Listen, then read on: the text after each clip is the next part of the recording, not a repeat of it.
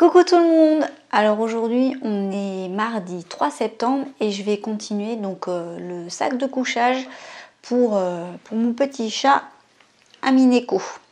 Le voilà. Donc là j'ai sorti des tissus.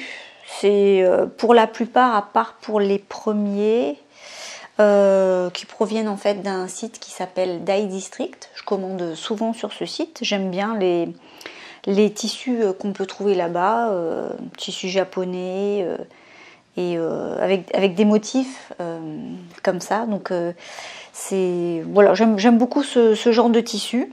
Donc là je vais voir ce que je peux choisir pour faire le sac de couchage. Ensuite, une fois que j'aurai choisi mon tissu, je vais bien sûr découper les pièces. Et je pense qu'en une demi-heure, 40 minutes, ça sera peut-être tout ce que je vais faire aujourd'hui. On verra bien. Alors, donc là, je vais choisir le tissu. Je vais tous les passer en revue, les mettre voilà, un peu dessus pour voir ce que ça peut donner. Bon, là, c'est bleu sur bleu. J'aime bien hein, ce tissu, mais à voir si je le garde ou pas. Donc, je vais choisir le tissu et je vais faire ça tout de suite. Donc les premiers tissus, ceux-là, il me semble que je dise pas de bêtises, jusqu'à là, en fait c'est une amie qui m'avait donné ces tissus et le reste provient de Dye District.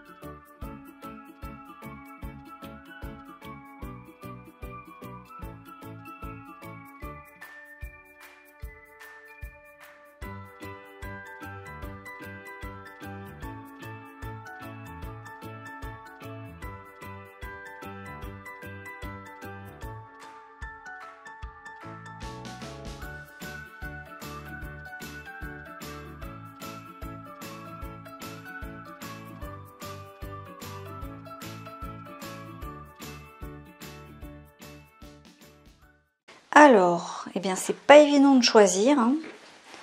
J'aime bien ce rouge. Je trouve qu'il va bien au niveau de la couleur. Voilà. Mais après il est uni. C'est dommage que c'est pas un rouge avec des motifs. Mais j'aime beaucoup ce rouge là. C'est un très joli rouge. Et sinon il y a ça. Mais on est dans le bleu sur bleu. Mais j'aime bien aussi. Parce que ça fera un ensemble de bleu. Même s'il n'y a pas, tant pis, il n'y a pas de différence. Mais ouais, j'aime bien. Je vais partir sur celui-là. Je vais regarder. De toute façon, il ne faut pas beaucoup de tissu. Normalement, il y en a assez. Oui. C'est pas un grand morceau, hein, mais ça va suffire. Alors, donc la première chose, on commence par repasser son tissu. C'est important en couture, le repassage. Ça, je sais que je le répète tout le temps à mes élèves. On repasse, on repasse.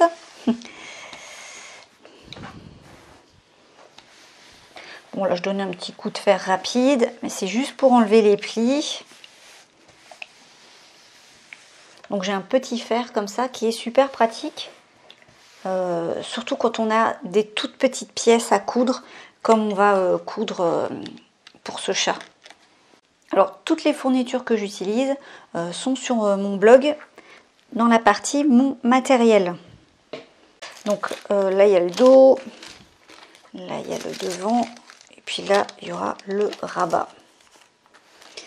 Voilà, bon, ça va suffire. Ok, je n'ai pas besoin de repasser plus loin.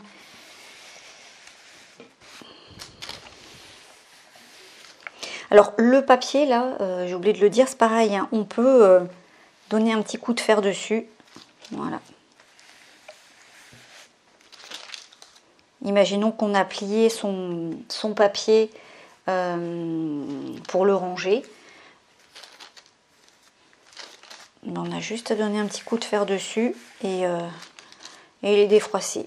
Ce qui peut être bien aussi si on a vraiment des grosses pliures. Hop, voilà. Donc là maintenant, je vais couper le tissu.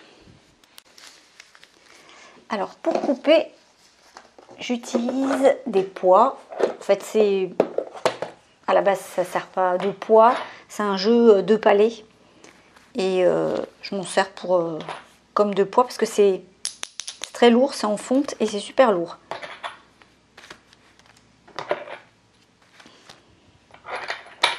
Voilà. Donc ça m'évite d'épingler. Ça me fait gagner du temps, hein. Après, je ne suis pas non plus au millimètre près. Et alors là, j'utilise une autre petite astuce. Ce sont des aimants. Voilà, ce sont des aimants, en fait, qui ont une valeur couture différente à chaque fois. Donc on prend le bout qu'on a besoin. Là, j'ai besoin d'une valeur couture de 1 cm. Voilà, je prends ma valeur 1 cm. Et je vais venir... Donc je vais venir coller l'aimant sur le ciseau. Voilà. Et quand je vais couper, donc je vais avoir à chaque fois, je vais suivre ma valeur couture de 1 cm. Alors j'en ai vu d'autres. Alors, avant de parler des autres, donc ça, je les ai achetés sur une foire. Et là, vous avez l'adresse si jamais vous voulez les commander. Je ne sais pas si on voit, voilà. Le seul inconvénient, c'est que c'est pas en France. Et du coup, les frais de port, ça revient vraiment trop cher pour se faire livrer ça par rapport au prix que ça coûte. C'est vraiment pas intéressant. J'en ai vu d'autres sur Amazon. Je vais les commander, je vais vous les montrer. Ils sont peut-être même mieux que ceux-là. Parce que ceux-là, ils ont une valeur couture qui est limitée. Alors que les autres, en fait, on déplace un petit élastique et on choisit sa valeur couture. Donc, il faut que je teste. Je vais les commander, puis je vous dirai si c'est bien ou pas. En tout cas, ça me fait déjà gagner beaucoup de temps quand je dois découper des tissus. Hein. Voilà. Donc là, une valeur couture de 1 cm.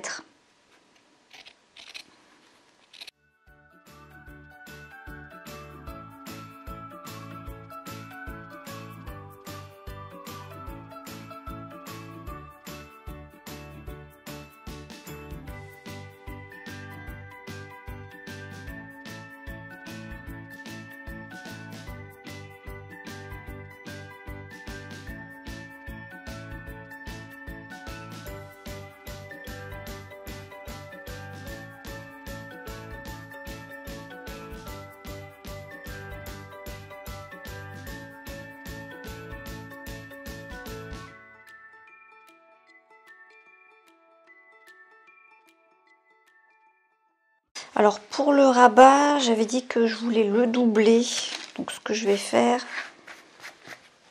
c'est que je vais le couper tout de suite en double.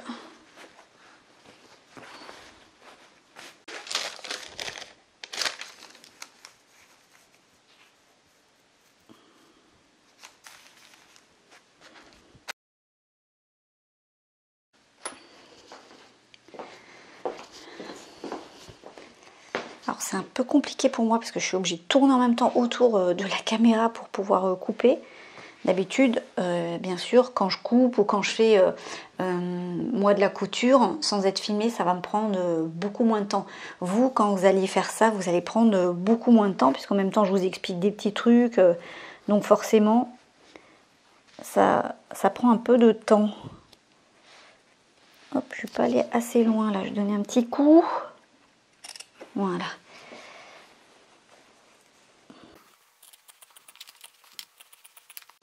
Alors l'inconvénient, c'est comme c'est aimanté, ça se colle sur les petits palets. Alors voilà, ça je l'ai coupé en deux.